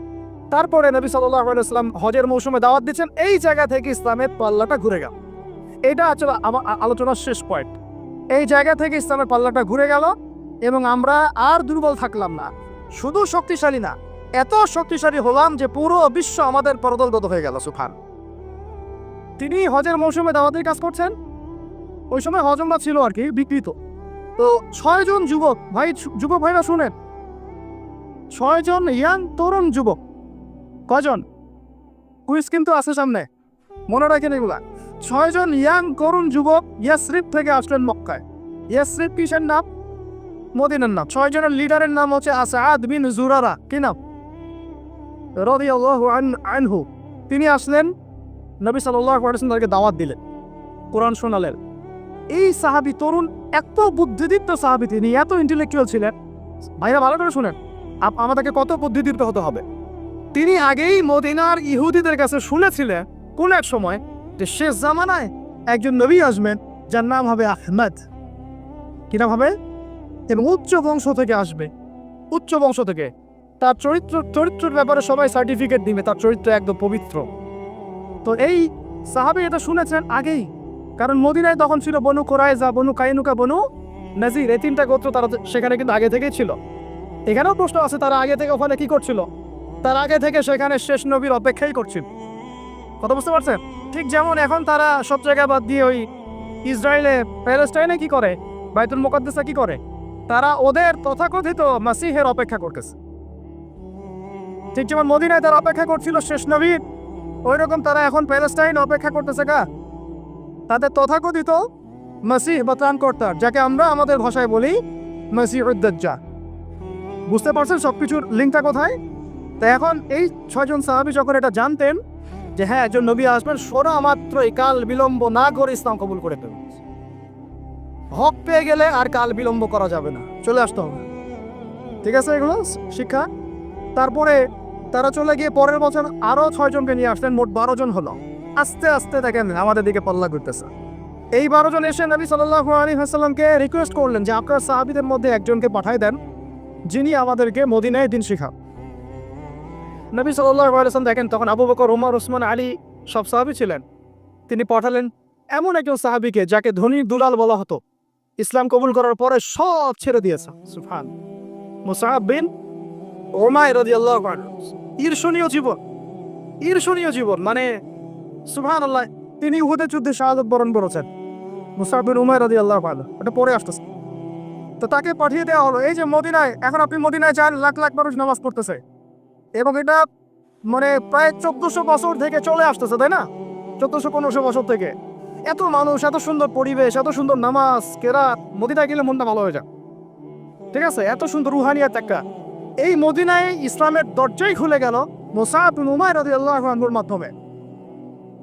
আল্লাহ পাক তাকে কবুল করেছেন। দেখেন, তো আমাদেরকে যুব ভাইদের মধ্যে মুসআব বিন উমাইর বের করতে হবে, তাই না? এটা কি এখন শুধু ফেসবুক স্ক্রল করলেই হবে? না, আমার এলে অর্জন করতে হবে ভাই। ওস্তাদ লাগবে না, মুরব্বী লাগবে না, পড়াশোনা করতে হবে না? পড়াশোনাটা খুব বেশি ইম্পর্টেন্ট। এর পাশে বাকি কাজগুলো আপনি সমন্বয় করে করবেন। তো তিনি দাওয়াতের কাজ করলেন মাত্র 1 বছরে। কত বছর? মাত্র 1 বছরের ব্যবধানে 75টা পরিবার ইসলাম কবুল করেছে। এবং সেখানে সাদ বিন মুআজ রাদিয়াল্লাহু আনহুর মতো বড় নেতাও ছিলেন, মানে যার কথার একটা ভ্যালু আছে সমাজে, এরকম বড় বড় সাহাবীও ছিলেন। এবার তারা চলে আসলেন পরের বছর মক্কায়, এসে হাতে হাত রেখে বায়াত করলেন। কি করলেন?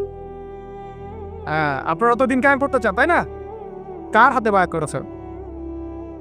হ্যাঁ, মুরব্বী কে আপনার? প্রশ্ন আছে অনেক। জামাই মারার কথা বলছি না আমরা? এখানে অনেক সুন্নাহ আছে। এখানে আমি এটা ফিকহি মাসালা যেতে যাচ্ছি না, যেটা কতটুকু জায়েজ না জায়েজ বা ফরজ ওয়াজিব সুন্নত মুস্তাহাব, এটা না। দেখেন আমরা দাড়ি কেউ কেটে ফেলি না, ফেটি? হ্যাঁ, আমরা কি দস্তরখানা ছাড়া খাওয়া দাওয়া করি? কেউ করি না, কিন্তু মেসওয়াক সবাই করি। তো এখন আপনি এত এত গুরুত্বের সাথে মেসওয়াক করেন কেন? এত গুরুত্বের সাথে আপনি সুন্নাহগুলো রাখেন কেন? দস্তরখানার ব্যাপারে এত আপনি কেন গুরুত্ব দেন কেন? কারণ প্রত্যেকটা সুন্নাহ আপনি আমল করতে চান, তাই না? দেখেন, কোনো সাহাবী নবী সাল্লাল্লাহু আলাইহি ওয়াসাল্লামের হাতে বায়াত ছাড়া দিন কবুলও করেন নাই, কোনো সারিয়াও বায়াত ছাড়া হয় নাই, কোনো জিহাদও বায়াত ছাড়া হয় নাই, ইমারা ছাড়া রাষ্ট্র হয় নাই। তো অনেক ব্যাপার আছে, এগুলো আপনাদেরকে আস্তে আস্তে বুঝতে হবে। আমি জানি এগুলো একটু মানে টার্মগুলো একটু কঠিন, আস্তে আস্তে আপনারা এগুলো বুঝবেন ইনশাআল্লাহ। আল্লাহ পাক আপনাদেরকে বোঝার তৌফিক দান করুন ইনশাআল্লাহ। দেখেন, ওই বিষয়টা না থাকলে, আল্লাহকে সাক্ষী রেখে যখন সাহাবীরা নবী সাল্লাল্লাহু আলাইহি ওয়াসাল্লামের হাতে হাত রেখে বায়াত করেছেন যে আপনি মদিনায় আসেন, আমরা যেভাবে আমাদের স্ত্রী সন্তানদেরকে নিরাপত্তা দেই, আপনাকেও দেব, আপনার সাহাবীদেরকেও দেব।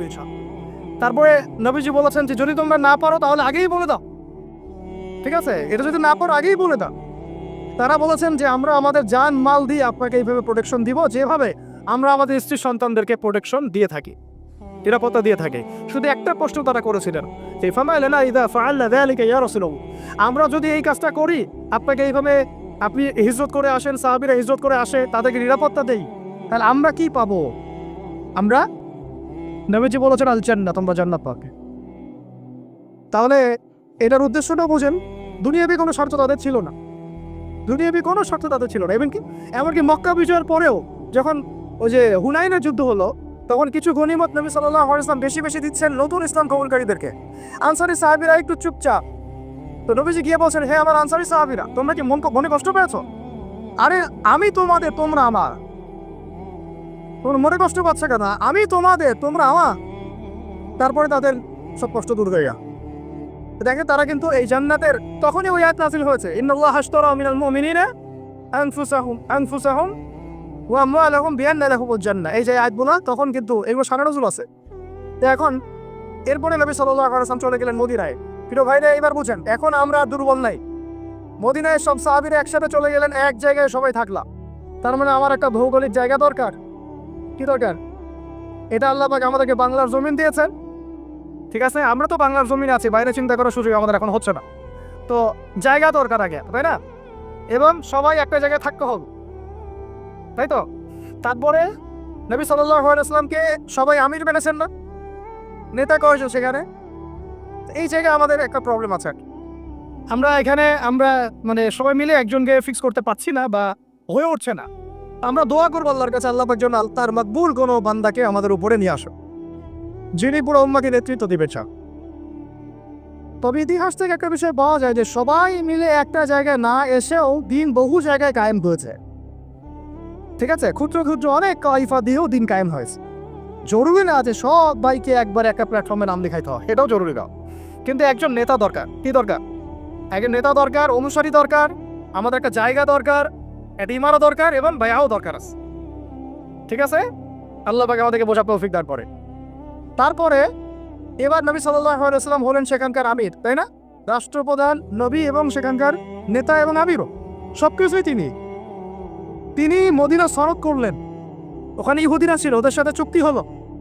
ধারাগুলো আপনারা পড়ে নিয়েন, আজকে সিরাতের বই না কিনে কেউ বাড়িতে যাবেন না, ঠিক আছে?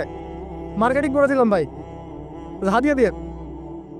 তো সিরাতের বই না কিনে বাসায় কেউ যাবেন না। তিনি মদিনা সনদের ধারাগুলো তাদের সাথে ডিল করা হলো। মুসলিমদের মধ্যে তিনি দিনই ভাই সম্পর্ক স্থাপন করলেন, একজন আনসার একজন মুহাজির, একজন আনসার একজন মুহাজির। এই দিনই ভ্রাতৃত্ব লাগবে আমাদের। আবার এই ভ্রাতৃত্বের জায়গায় আমরা দুর্বল আছি, এখানেও দুর্বল আছে। আমরা কাউকে মাথায় উঠাইতে সময় নেই না, নামাইতেও সময় নেই না। হ্যাঁ, কারো একটা ভালো গুণ দেখলে একেবারে মাথায় উঠে ফেলাই। আবার দেখা যায় একটু কিছু দেখা যাচ্ছে একটু খারাপ নেগেটিভ, হ্যাঁ, আমরা তো মনে করি সবাই ফেরেশতা হবে আর কি, ঠিক আছে? তখন আবার একদম আসর দিয়ে মাটিতে ফেলে দিই। এটা সুন্নাত না সিরাতের, ঠিক আছে? দেখেন হাতেব বিন আবি বালতা রাদিয়াল্লাহু আনহু, তিনি পত্র নিয়ে গিয়েছিলেন, নবী সাল্লাল্লাহু আলাইহি ওয়াসাল্লাম তাকে তিরস্কার করেন নাই। পত্র নিয়ে আগে অগ্রিম খবর দেওয়াটা কিন্তু একটা অপরাধী ছিল তখন। কিন্তু অনেক সাহাবী প্রতিবাদ করছিলেন, করা ভাষায়। নবীজি বলেন না, ওকে ছেড়ে দাও, সে বদরি সাহাবী, সে বদরের যুদ্ধ করেছে। আর তোমরা কি জানো না যে বদরের যুদ্ধ করেছে তার সব গুনাহ মাফ করে দিয়েছেন আল্লাহ পাক? আমাদেরকে বুঝতে হবে যে আমরা একটু দিনই রুহামা মুবাইনাহু, আমাদের মধ্যে রহম দিল পয়দা করতে হবে ভাই। এত কনজাস্টেড চিন্তা চেতনা করলে হবে না। আল্লাহ পাক আমাদেরকে বোঝার তৌফিক দান করেন। এখন আসেন শেষ অংশটা। এবার যে রাষ্ট্র পেয়ে গেলাম, নেতা পেলাম, ইমারা জামা সব পেলাম, এখন ইসলাম কিন্তু শুধু দাওয়াত দিচ্ছে না। এখন কিন্তু ইসলাম মানে মুসলিমরা শুধু দাওয়াতের মেহনত করছে না, এখন শুরু হলো সারিয়া অভিযান। কি অভিযান? বদর প্রথম যুদ্ধ না, বদরের আগেও বেশ একটা সারিয়া হয়েছে। সারিয়া সাইফিল বাহার, সারিয়া রাগেব, এরকম অনেক সারিয়া হয়েছে। সারিয়া মানে কি? যেই সামরিক অভিযানে আমাদের নবীজি নিজে যান নাই, কোনো সাহাবীকে পাঠিয়েছেন। তাহলে এখন শুধু দাওয়াত চলতেছে না, জিহাদও চলতেছে। এখানে দাওয়াত জিহাদ একসাথে, একে অন্যের পরিপূরক, একজন একটা থেকে একটা আলাদা। কথা কি বুঝতে পারতেছে? তো এখন সারিয়া শুরু হয়ে গেল। সারিয়া হতে হতে হতে এক পর্যায়ে আবু সুফিয়ানের কাফেলাকে নিয়ে কেন্দ্র করে বদরের ব্যাটেল যুদ্ধ হয়ে, এই বদরটাকে আমরা বলি গাজওয়া। কি বলি? গাজওয়া। এটা কিন্তু আকস্মিক হয়ে গেছে, কারণ সাহাবীরা আসছিলেন কাফেলাটা আক্রমণ করতে। তারা তো জানতেন না যে মক্কা থেকে এত সেনাবাহিনী নিয়ে তারা আবার হাজির হবে। তখন নবীজি কিন্তু মাশওয়ারায় বসেছেন যে তোমরা কি বলো, আমরা কি যুদ্ধে যাব, না আমরা মদিনায় ব্যাক করবো, আরো বেশি সৈন্য নিয়ে আসবো? তখন সাদ বিন মুআজ রাদিয়াল্লাহু আনহু বলেছিলেন, ভালো করে শুনেন, এই প্রেক্ষাপটে গেলে আমরাও যেন এরকম বলতে পারি। সাদ বিন মুআজ রাদিয়াল্লাহু আনহু বলেছিলেন, ইয়া রাসূলুল্লাহ সাল্লাল্লাহু আলাইহি ওয়াসাল্লাম, আপনি উদ্বিগ্ন হবেন না আমাদেরকে নিয়ে। আপনি যদি আমাদেরকে উত্তাল সাগরে লাফ দিতে বলেন, আমরা চোখ বন্ধ করে আপনার আদেশ ফলো করে উত্তাল সাগরে লাফ দিব। নবীজির আর কোনো চিন্তা নাই, ঠিক আছে চলো এবার বদরে কি হলো আপনারা তো সবাই জানেন। একেবারে ম্যাসিভ ডিফিট, ওদেরকে আমরা পরাজিত করলাম, ওদেরকে কি করলাম, বন্দী হলো। বন্দীদের সাথে কিন্তু আমরা উগ্র আচরণ করি নাই, মুক্তিপণ নিয়েছি এবং অনেককে পড়াশোনা শিখিয়েছেন, তারা ছেড়ে দেওয়া হয়েছে। এটা মুক্তিপণ ছিল, পড়াশোনা শেখানো। একটা বিষয় এখানে টাচ করি যে দেখেন, আমরা বাংলাদেশের মাটিতে কিন্তু মক্কা বিজয় করি নাই। আমরা যা হয়েছে বাংলাদেশে, এটা কিন্তু মক্কা বিজয় হয় না। তো এমন হবে আমরা ক্ষমা ঘোষণা করা শুরু করলাম, মনে হচ্ছে আমরা যেন মক্কা বিজয় করে ফেলছি। আরে এটা অধিকার নেই বা আপনারা এককভাবে কোত্থেকে পাচ্ছেন? কারণ যারা যারা অপরাধী তারা তো এখনো অপরাধী, বিভিন্ন জায়গায় আছে। কেউ পালাই গেছে, কেউ আরো লাক্সারিয়াস করে লাইফ লিড করতেছে, এক একজনের আমল নামায় যে 100 জনকে ইনকাউন্টারের পাপ লেখা আছে, এটা আপনি ক্ষমা ঘোষণা করতে যাচ্ছেন কেন? তো কেসাস আপনার কর্ম কোথায়? কেসাসটা হবে কিভাবে? দেখেন, বদরের যুদ্ধে বন্দীদেরকে কিন্তু ক্ষমা করা হয়েছে এবং কি করা হয়েছে, গনিমত পাওয়া গেছে, তাদেরকে আমরা মুক্তিপণ্যে ছেড়েছি অনেককে, তাই না? অনেকে পড়াশোনা শিখিয়েছেন, ছেড়ে দেওয়া হয়েছে। কিন্তু ওমর রাদিয়াল্লাহু আনহু সেই স্টেটমেন্টটা আপনাদেরকে মনে রাখতে হবে। ওমর রাদিয়াল্লাহু আনহু তার পক্ষে ছিলেন বলেন, তিনি ছিলেন এই পক্ষে যে ইয়া রাসূলুল্লাহ এই সবগুলোকেই একবারে গর্দান নামাই দেন, যদি এরা থাকে তাহলে আরো ঝামেলা করবে ভবিষ্যৎ। এটা কার স্টেটমেন্ট ছিল? আচ্ছা, কোরআন নিয়ে আপনি গবেষণা করে আমাকে আপনারাই বললেন তো যে আল্লাহ রাব্বুল আলামিন এই স্টেটমেন্টটার প্রশংসা করেছিলেন না নিন্দা করেছেন? যে আল্লাহ রাব্বুল আলামিন পরবর্তীতে কিন্তু শিথিল আয়াত আসছে সূরা আনফাল পরে, কিন্তু আল্লাহ পাক কিন্তু কিছুটা ধমকের সুরেও কথা বলেছে, তোমরা দুনিয়া প্রত্যাশা করছো, আপনারা পড়ে দেখেন। তো এখন আর আমরা তো এখানে কোনো মক্কা বিজয় করিই নাই, তাহলে এগুলোর বিচার হবে কবে? আমরা দেখবো, আমরা এটি দেখার অপেক্ষা আছি আবু সাইদের কেসাস কবে হয়। আমরা দেখবো যে মুগ্ধদের কেসাস কবে হয়। তারা হত্যার বিচার শব্দ শুনতে চায়, কেসাস শব্দ নিতে পারে না। কি আশ্চর্য কথা! তাহলে আপনাদের সাথে আমাদের আদর্শের কত পার্থক্য দেখো। এই সিস্টেমগুলোতে, গণতান্ত্রিক এই মানবরচিত আইনের সিস্টেমগুলোতে বাদী মরে যায়, বিবাদীও মরে যায়, মামলা মরে না। ইসলামিক কেসাসে এত সময় নাই। কয়দিন আগে সৌদি আরবে একটা ঘটনা করছেন, আপনি দেখেন নাই? যে চাচাতো ভাইরে কিভাবে জানি মেরে ফেলছে, কেসাস কওয়াই লাগো শেষ পুঁজি। এটা একটা অকাট্য বিধান। যাই হোক, এরপরে এই গাজওয়া, এই সারিয়া এবং গাজওয়াগুলো শুরু হলো। বদরের জয়লাভের পরে পুরো বিশ্বের বুকে একটা শক্তি দাঁড়ায় গেল, যে তারা দেখিয়ে দিয়েছে যে অল্প সংখ্যক মানুষ নিয়েও একটা বড় শক্তির সাথে যুদ্ধ করে জয়লাভ করা যায়। পুরো বিশ্বে দাওয়ানটা আরো ছড়িয়ে পড়তে লাগলো, আরবের বাইরে ছড়িয়ে পড়তে লাগলো। এবার ওরা উহুদের মাঠে আসলো আরো বড় শক্তি নিয়ে। ওই যুদ্ধে আমরা প্রায় জিতে গিয়েছিলাম, এটা বিস্তারিত বলছেন, আপনারা পড়েন। প্রায় জিতে গিয়েছিলাম, কেন? সাময়িক বিপর্যয় হলো। কয়টা আদেশ ভাই? একটা আদেশ অমান্য করার কারণে সাময়িক বিপর্যয়ে পড়লাম, একটা আদেশ। আর আমরা তো ওলামায়ে কেরামদের কথা শুনতেই চাই না, অনেক মানতেই চাই না, পরামর্শ নিতেই চাই না। তো নেতা মানলে সেইভাবে মানতে হবে ভাই। সামি'না ওয়া আতা'না, সামি'না ওয়া আতা'না। সাহাবীরা কি ভুল তাদের কি কোনো গলত উদ্দেশ্য ছিল? শুধু আল গানিমা বলেছেন, বাস। খালিদ বিন ওয়ালিদ রাদিয়াল্লাহু আনহু পিছন দিক থেকে এসে ওদের মাঠে গেলে আপনাদেরকে বুঝাতে পারবো দাঁড়ায় যে কোন দিক দিয়ে কারা এসেছিল। ওটা আমরা স্টাডি করেছি এই গত বছর সেশন দুটাতে। এটা নিয়ে আমরা কিছু কাজ করছি সিরাপ নিয়ে। তো ওইখানে অনেকে ভুল ধারণা করেন যে আগে মনে হয় মুসলিমরা ওই মাঠে এসেছে, পরে কাফেররা আসছে। আসলে এমন না, আগে কাফেররাই আসছিল, মুসলিমরা পিছন দিক থেকে আসতো। তো ওখানে অনেক ব্যাপার আছে, ওটা পরে বলবেন ইনশাআল্লাহ। তো এই যুদ্ধে আমরা কিন্তু প্রায় জিতেই গিয়েছিলাম। পরাজয় কেন হলো? একটা শুধু আদেশ অমান্য করার। আমি এটাকে পরাজয় বলবো না, এটাকে বলবো কি, সাময়িক একটা বিপর্যয়। আল্লাহ পাক আমাদেরকে একটা শিক্ষা দিলেন, এটা আমার জন্য যেন খায়ের হয়, কল্যাণ হয়। এর পরের বছর এবং এই যুদ্ধে তো বরেণ্য অনেক সাহাবায়ে কেরাম শাহাদত বরণ করলেন, প্রায় 70 জন। তারপরে খন্দক, এটা ছিল সবচেয়ে বড় ফোর্স ওদের। এখানে মুশরিকরা ছিল, ইহুদিরা ভিতর থেকে ষড়যন্ত্র করছে, বনু কুরাইজা, বনু গাতাফান ছিল। সবার সম্মিলিত বাহিনীর সাথে নবী সাল্লাল্লাহু আলাইহি ওয়াসাল্লাম যুদ্ধ করেছেন। আপনারা অনেকে জানেন না, এই যুদ্ধে নবী সাল্লাল্লাহু আলাইহি ওয়াসাল্লাম প্রায় 25 থেকে 28 দিন একটা পাহাড়ের গুহায় রাতের বেলা আত্মগোপনে থাকতেন। ওই পাহাড়ের সেই গুহায় আমরাও গিয়েছি, ওখানে নামাজও করেছিলাম। ওইখানে নবী সাল্লাল্লাহু আলাইহি ওয়াসাল্লাম নামাজ পড়তেন। এক সময় যে অজুর পানি পাওয়া যাচ্ছিল না, তিনি আল্লাহর কাছে দোয়া করেন, ওখানে অজুর পানির ব্যবস্থা আল্লাহ পাক করে দেন। তো যাই হোক, খন্দকের এই ঘটনাটার পরে খন্দকের যুদ্ধে আমরা জিতেছি না হেরেছি বলেন? এটাতে এমন একটা প্রযুক্তি দেখানো হয়েছে যেটা আরব কখনো দেখে নাই এর আগে। তো এটাতে তারা কোনো সুবিধা করতে পারে নাই, অবরোধ করে রেখেছিল। পরে এরা চলে যায়, আল্লাহ পাক আযাব পাঠান, ধূলিঝড় পাঠান, ফেরেশতা পাঠিয়ে দেন। আর নবীজি মন্তব্য করে দেন একদম স্ট্রেট ফরওয়ার্ড যে আজকের পর থেকে আমাদেরকে তারা আর আক্রমণ করতে পারবে না। আজকের পর থেকে আমরাই হব কি বিজয়ী এবং এগ্রেসিভ। এরপর থেকে ইসলামের প্রত্যেকটা জিহাদ এবং সারিয়া দেখবেন আগে আক্রমণ করা হয়েছে। গিয়েছি, ইসলাম কবুল করবে কিনা, করলে ভালো কথা, না করলে জিজিয়া না দিলে যুদ্ধ হয়েছে। আমি সিরাত স্টাডি করে দেখেছি ভাই, না বলে বলছি না। এই 8 বছরে, মদিনার 8টা বছরে নবী সাল্লাল্লাহু আলাইহি ওয়াসাল্লাম প্রতি 1 থেকে 2 মাসে একটা করে যুদ্ধ করেছে। বুঝতে পারলাম? মদিনার মাদানী জীবনের এই 8 বছরে নবী সাল্লাল্লাহু আলাইহি ওয়াসাল্লাম প্রতি 1 থেকে 1.5 মাসে একটা করে গাজওয়া বা সারিয়া হয়েছে। প্রায় 85 থেকে 90টা তিনি নিজে নেতৃত্ব দিয়েছেন সুবহানাল্লাহ। তাহলে এই সুন্নাত তো আমাদের বললেই এখন সমস্যা করে হয়। এটা তো সিরাতের একটা গুরুত্বপূর্ণ অংশ। এখন মদিনা রাষ্ট্রটার এই হালতে নবী সাল্লাল্লাহু আলাইহি ওয়াসাল্লাম যখন স্বপ্ন দেখলেন তিনি কাবা তাওয়াফ করছেন, তারা গেলেন, ওরা বাধা দিল। আচ্ছা, হুদাইবিয়া বায়াত হলো, হুদাইবিয়াতে বায়াত হলো 1400 সাহাবীকে নিয়ে, ওসমানকে যদি হত্যা করে আমরা আক্রমণ করব। ওসমান রাদিয়াল্লাহু আনহুকে ছেড়ে দেওয়া হলো এবং আক্রমণ আর করা হলো না। হুদাইবিয়ার সন্ধি হয়ে গেল। সন্ধির ধারাগুলো দেখলে মনে হয় সব আমাদের বিপক্ষে, আসলে সবগুলো আমাদের পক্ষেই ছিল। 10 বছর আমরা কোনো সংঘর্ষে যাব না, এর মানে কি জানেন? মানে হচ্ছে 10 বছর আমরা বড় শত্রুকে আটকাই দিলাম। যে একটু আগে আমাদের ওস্তাদজি বলেছেন একটা কথা, শুধুমাত্র এক কেন্দ্রিক চিন্তা না, একটা ডিপ্লোম্যাটিক চিন্তা করাও সুন্নাহ। এটাকে আমরা বলি স্ট্র্যাটেজিক সুন্নাহ। যে 10 বছর বড় শত্রুর সাথে আমার যুদ্ধ নাই, তার মানে বাকি সব ছোট ছোট শত্রুগুলোকে আমি সাইজ করার সময় পেয়ে গেলাম। ঠিক এই কারণেই হুদাইবিয়ার সন্ধি থেকে ফিরেই নবী সাল্লাল্লাহু আলাইহি ওয়াসাল্লাম খায়বার আক্রমণ করেছেন ইহুদিদেরকে, একদম সমূলে উৎপাটিত করা হয়েছে। কারণ ইহুদিদেরকে এবার আর মুশরিকরা সহযোগিতা করতে পারবে। এই কারণে এবার খায়বার বিজয় হলো, হুদাইবিয়ার সন্ধি তো হয়ে আছে।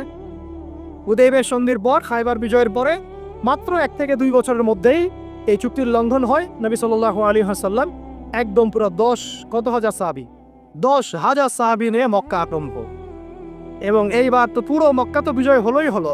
তখন জাআল হক ওয়া যাকাল বাতিল ইন্দাল বাতিলা কানা যাহুকা আয়াত পড়ছেন আর মূর্তি ভাঙছেন, পুরা মক্কা পবিত্র হয়ে গেল।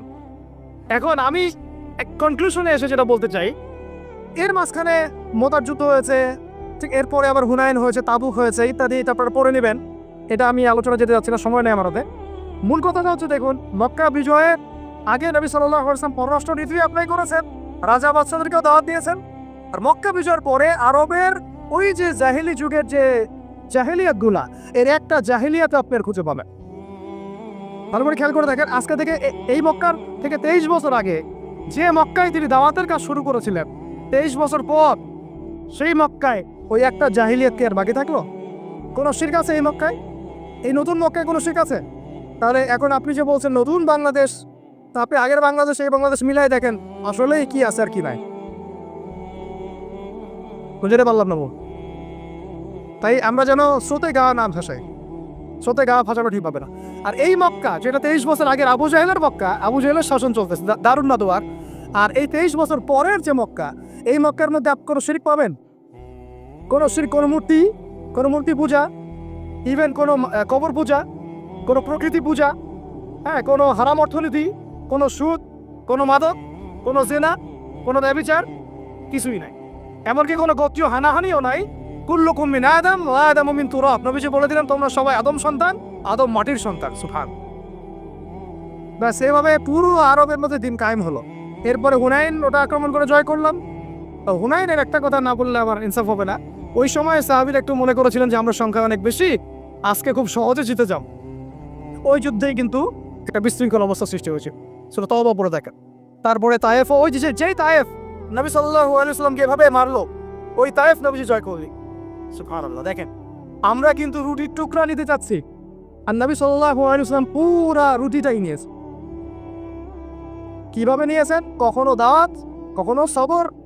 দাওয়াত তো সবসময় চলেছে, দাওয়াত তো ফুল টাইমই দাওয়াত।